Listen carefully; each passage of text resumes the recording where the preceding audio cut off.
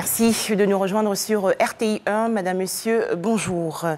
Lutte contre le terrorisme, emploi jeune et autonomisation de la femme. Des sujets au centre des échanges hier entre le vice-président de la République de Côte d'Ivoire, Tiemoko Méliet Koné, et l'ambassadeur allemand Ingo Herbert. Nous allons revenir largement sur cette information dans le journal de 13 h. Toujours en Côte d'Ivoire, 3 projets de loi adoptés hier en plénière par les députés de l'Assemblée nationale. Séance présidée bien sûr par le président Adama Bictogo. Il s'agit du projet de loi relatif à l'absence et à la disparition, du projet de loi de ratification portant règles applicables en matière de transport intelligent et enfin du projet de loi portant code de l'aviation civile. Notez que ces 3 textes ont été adoptés à l'unanimité par les 207 parlementaires présents. Les détails dans le journal de 13 h. Célébration hier de la journée mondiale de la contraception en Côte d'Ivoire. Pierre Demba, le ministre de la Santé, de l'Hygiène publique et de la couverture maladie universelle, exhorte les femmes et leurs conjoints à pratiquer la planification familiale en utilisant les contraceptifs. Objectif, espacer les naissances. Les explications de Herman Niamia. Les femmes disent oui à la planification familiale et soutiennent la volonté du ministre de la Santé de promouvoir la contraception.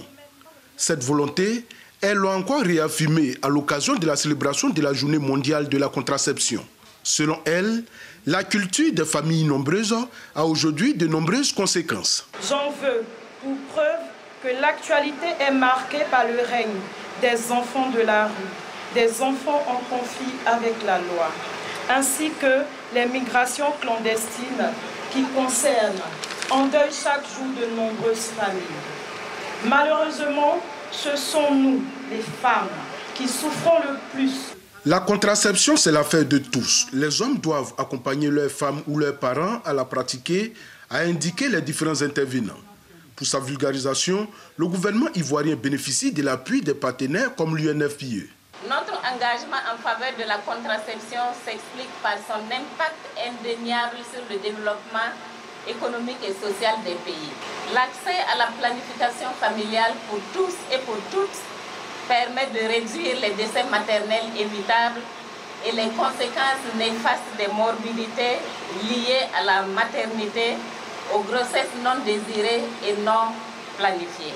Le ministre de la Santé a insisté encore sur le fait que la planification familiale et la contraception sont des mesures qui doivent être appliquées dans nos sociétés pour que non seulement les femmes aient la parfaite maîtrise de leur sexualité, mais également de la procréation. Parce que selon lui, quand les enfants sont espacés, les parents ont le temps de les prendre en charge et cela diminue aussi le taux de mortalité maternelle et infantile. Les grossesses rapprochées, a-t-il indiqué, fragilisent les femmes et cela débouche souvent sur des risques. L'État va faire sa part. Déjà, il y a plus de 400 millions chaque année qui sont mis à la disposition pour l'achat des préservatifs et les autres produits contraceptifs. Mais nous allons aller plus loin parce que nous ambitionnons de rendre gratuit la contraception en Côte d'Ivoire et que tous les produits soient disponibles dans tous nos établissements, partout en Côte d'Ivoire. La vision du chef de l'État est de renforcer le système sanitaire du pays pour qu'il soit performant afin qu'il réponde aux besoins des populations.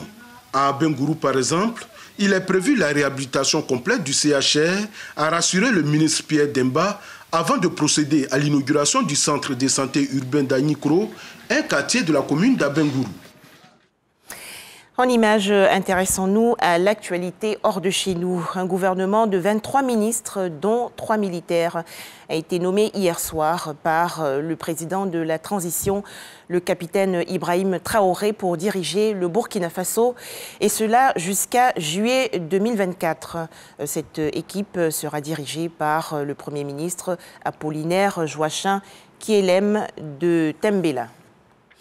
Un facilitateur pour résoudre la crise tchadienne. Le président de la République démocratique du Congo, Félix Tshisekedi, a été désigné hier facilitateur par la communauté des États d'Afrique centrale. La CEEAC s'est réunie hier en sommet extraordinaire à Kinshasa, la capitale de la République démocratique du Congo.